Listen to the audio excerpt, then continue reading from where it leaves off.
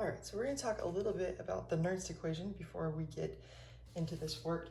And it's really important that we understand in batteries and cells how concentration can affect the potential, because it can. So concentration of stuff,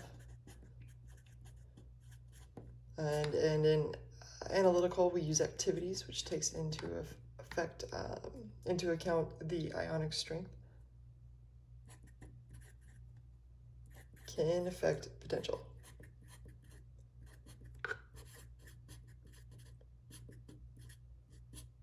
And let's talk about why, and I'm going to try to prove it to you. So let's say we've got some cell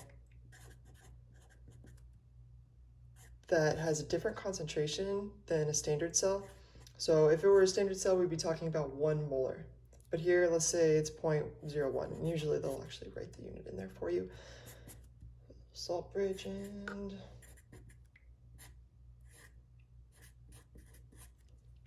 Okay, so if we break this down and we look at this in terms of a reaction that's occurring, the reaction would be that we'd have this zinc solid, and sorry, I should have put solid there,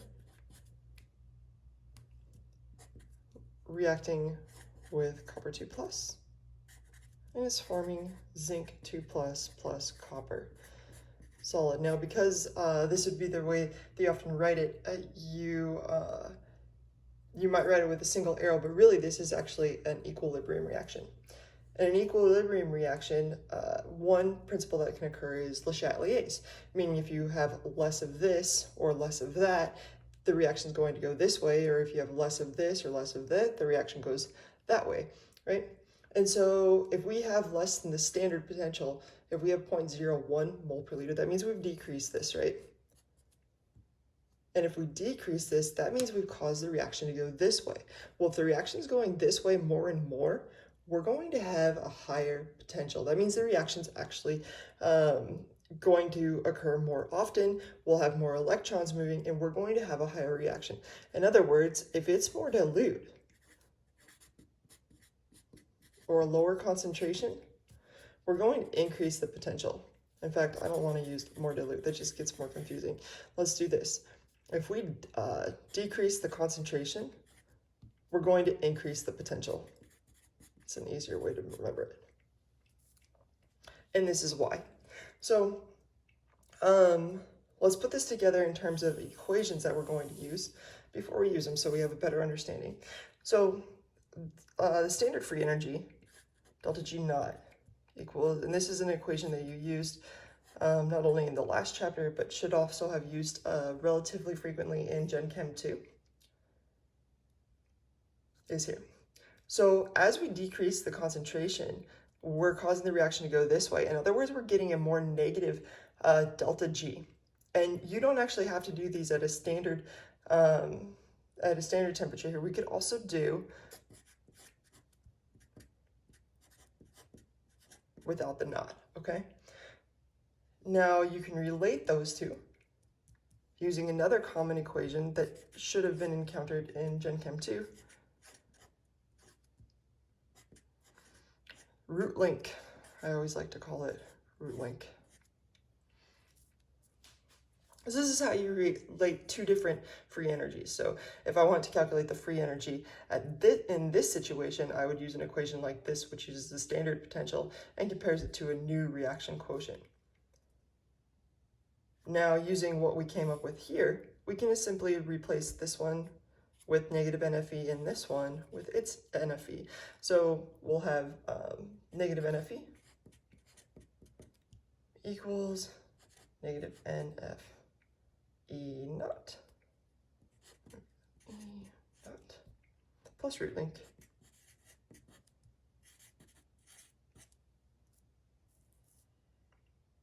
Now, if you try to rearrange the equation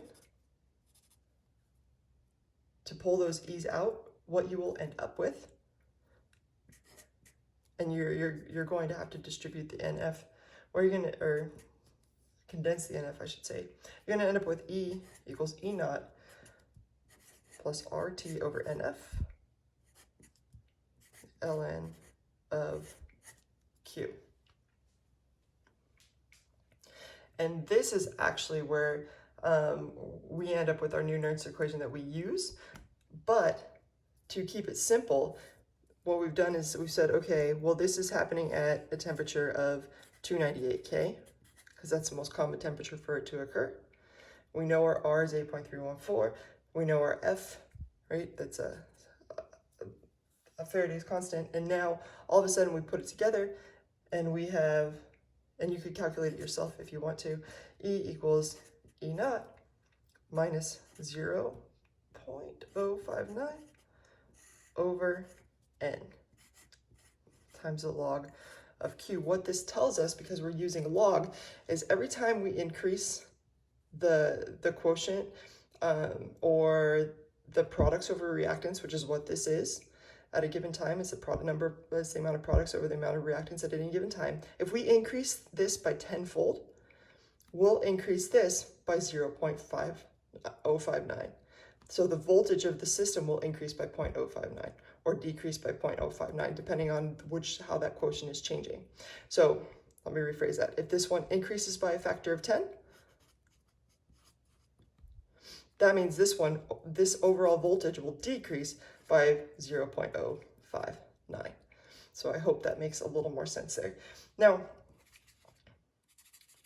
if we go to apply this, as you're going to do in this question,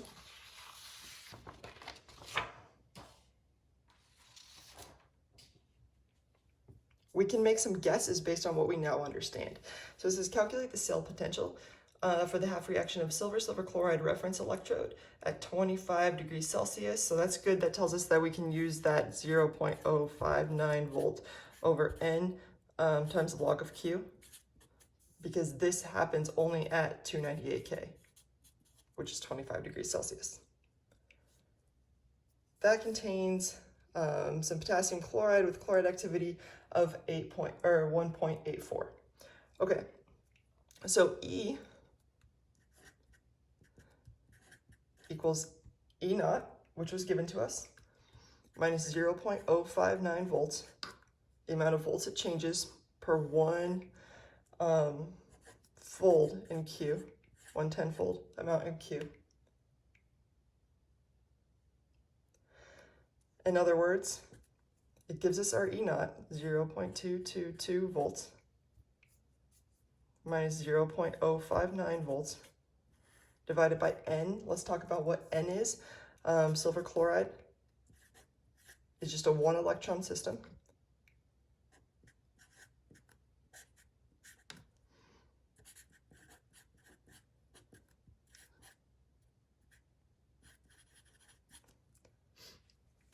It's this thing right here. And so our N is just going to be 1. We got just one single electron. If this had been a 2 in the balanced reaction, we would use a 2. And then plus the log of Q, or times the log of Q. Well, Q is going to be the products over the reactants, right? In other words, you would normally write, I'm going to do it way over here because it's going to end up not being right, Cl negative, the concentration of Cl negative times the concentration of Ag solid, but wait, that's a solid, divided by the concentration of, Ag solid, that's a solid. So the only thing that's actually ending up affecting this, the only thing that's part of your Q for your products over your reactants is your Cl negative. So we're taking the log of the activity, which is 1.84, and they're unitless. All right, so if you go through and you calculate this out, you'll find out that E equals 0.206 volts. All right, so that's cool. Let's use the same information down here and see what we can do. So it says for the same type of reference electrode, determine the activity of Cl. So now it gives you a new potential. It says it's at 0.254, where before it was 0.206. So we're increasing our voltage to 0.254. And now that's going to equal, remember E equals E naught minus 0.059 volts over N times the log of Q. so now we're just plugging and chugging. Now it gives us this one. Our E naught is the same, our standard potential. The equation's still the same, 0.059. We're still talking about silver chloride, so our N is still the same, it's still 1. And now our log of products over reactants, we're solving for.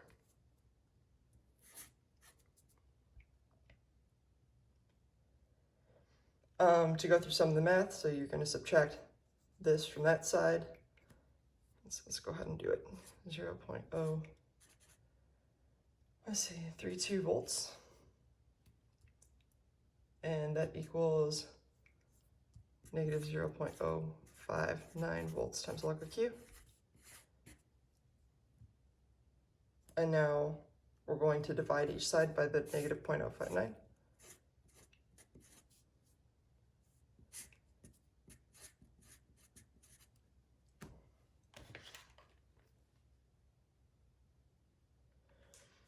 And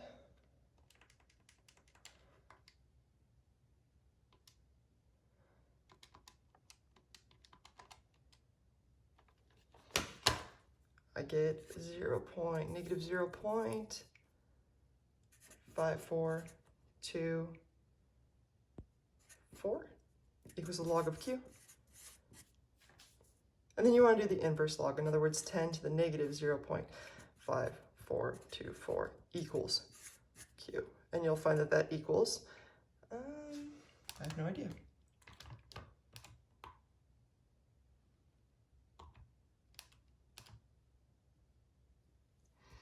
.286 volts, or volts. So we're talking about reaction quotient. So 0.286. Now remember that this is for the products over the reactants of this equation up here, and the only product was Cl negative. So we had Cl negative over nothing and nothing. So Cl negative is directly equal to this. So this would be our activity. In other words, it's about 0.29.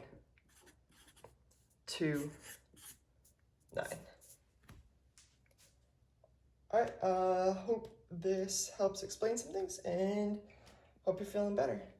Good luck. Oh, and one more thing I wanted to add is notice that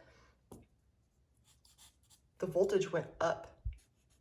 And if E went up compared to the E over here, which is 0.206, it went up to 0.254, what should we expect to happen to the concentration? We should expect it to go down.